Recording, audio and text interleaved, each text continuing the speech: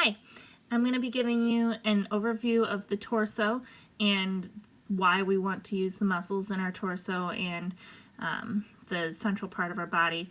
The torso includes the chest, abdomen, and back. It contains many critical organs and systems, as well as many of the main muscle groups.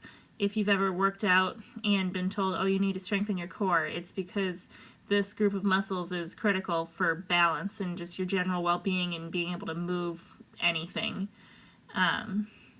The muscle groups that are in the torso include the pectoral muscles, which are in your chest, the abdominal muscles on the front of your belly, the lateral muscles, which run down the sides of your back, kind of like right here, and the epaxial muscles, which run along your spine and kind of stabilize your spine. All these muscles are responsible for maintaining an upright posture, fluid body movement, supporting movements of the head, neck, and limbs, and of course balance. Just kind of my disclaimer for all of this is that we're not physical therapists. If somebody has a gross motor deficiency, it's always going to be best to consult with their physical therapist on goals that we can support rather than deciding what the problem is ourselves. We need to be mindful of what could hurt a person or impede their progress, very much in the same way that we would be mindful when we're working on communication goals in consulting with speech therapists and making sure that we're not crossing any boundaries or doing more harm than good.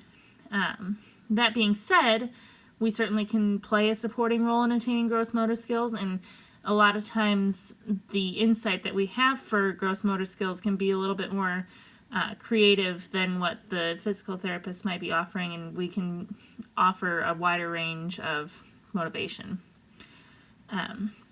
So kind of getting into the different types of movement that we're going to focus on, I'm going to cover extension, flexion, rotation, and lateral movement. For each one, I'm going to kind of define it, demonstrate it for you, and just give a couple examples of what a music therapy intervention that might include or work on that could involve. So starting with extension, that is essentially leaning forward. So it can be either leaning forward just in your chair, like this, or it can be going all the way down to the floor. This is kind of the most universally used movement that I'm going to cover. The reasons that we want to be able to do it, obviously for balance, the ability to reach for items. If you're stuck here and you can't move forward or back, you're stuck with whatever's at arm's reach. Your ability to bend over while getting dressed or tying shoes is impacted by your ability to do this type of movement. Also, if you ever wanted to get something off the floor or from a low cabinet, your daily life is really dependent on this extension type of movement. If somebody needs to work on that, a music intervention that would be really easy to do, especially if they're just working on like the seated type of sort of forward movement, would just be reaching to play an instrument. It could be any instrument. It could be a guitar, drum, a bell. We write goals for that all the time. And at least when I've always written that goal, I've thought of, oh, we're working on the arm movement of reaching.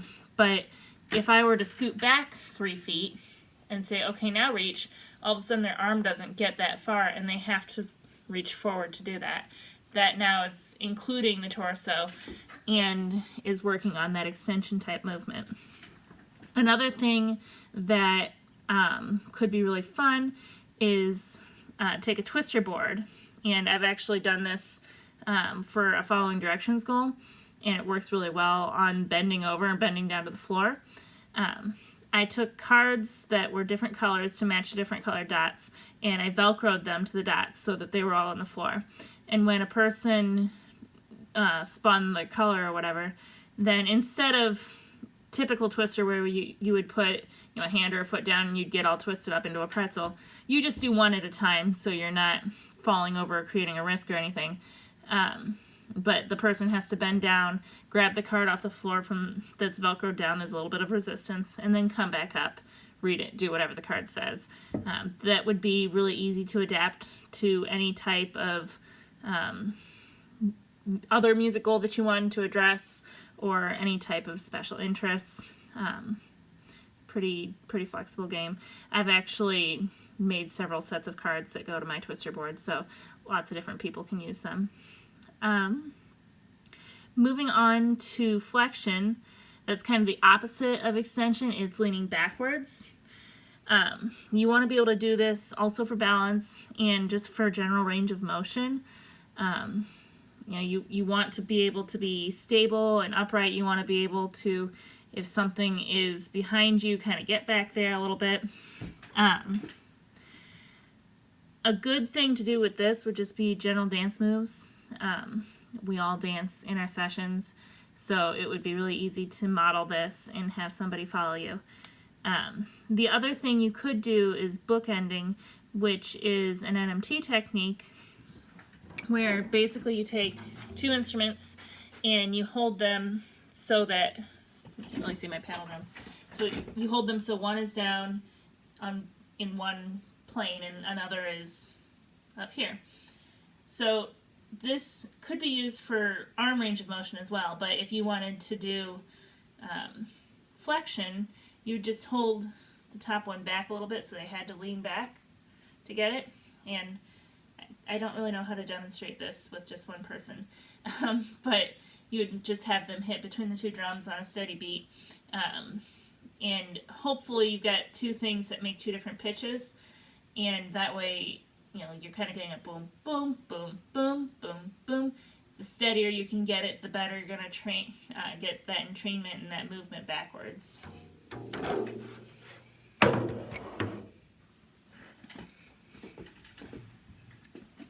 The next term I have is rotation, which is turning the trunk or the torso while the pelvis stays straight, and that's the important thing. So you're not going to have someone go like this because your pelvis is turning. So rotation would just be this.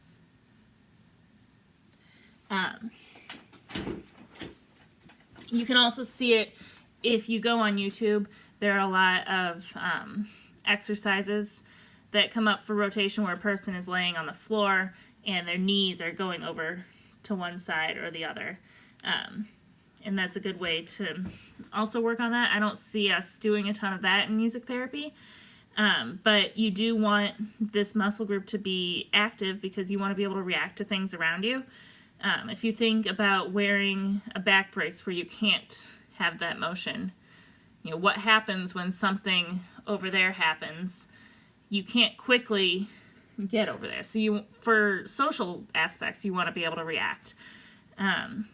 Also balance, all of these are going to work on balance. These muscles stabilize the spine as well, which helps support other movements such as extension and flexion. And just in general, it stabilizes your movements. Your spine is helping you be upright. So if you have weak muscles stabilizing it, then you're going to have a hard time. A good one to work on this in music therapy would be to take one instrument. I like the paddle drum. The paddle drum is very useful in all kinds of movements. But hold it off to the side, kind of like I did with the book ending earlier, a little bit behind the person so that they have to turn to hit it.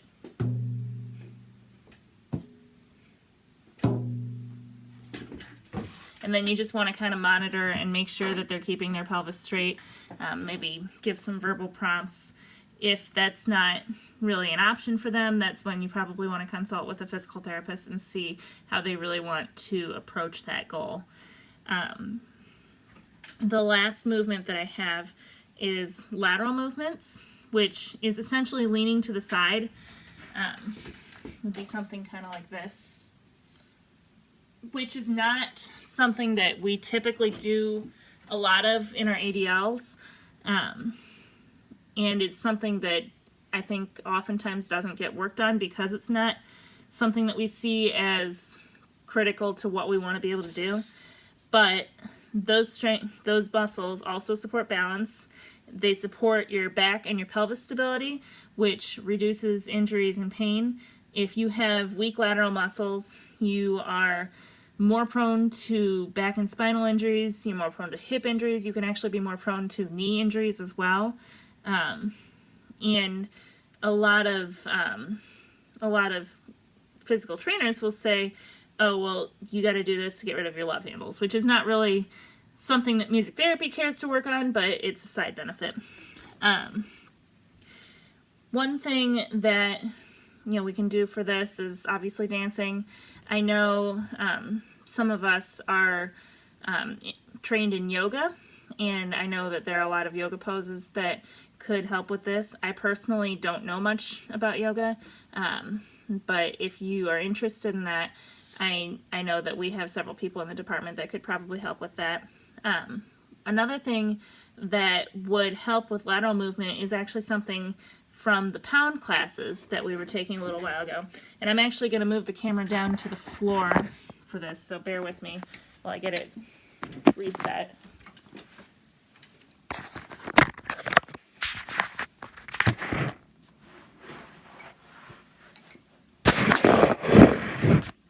So you take 2 sticks and you I sit Indian style. I guess it doesn't really matter how you sit as long as you're sitting upright.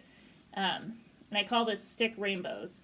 So you start with 1 stick on the side like that, and you take the other stick over, make a rainbow to click it. And then you come back, click, click, click. That actually feels really good. And you can do that also with a steady beat. You can do it with preferred music. It's a nice way to stretch. It could be a good relaxation intervention. Just some ideas to kind of think about how you want to work that into sessions. I'm going to come back up to my desk now.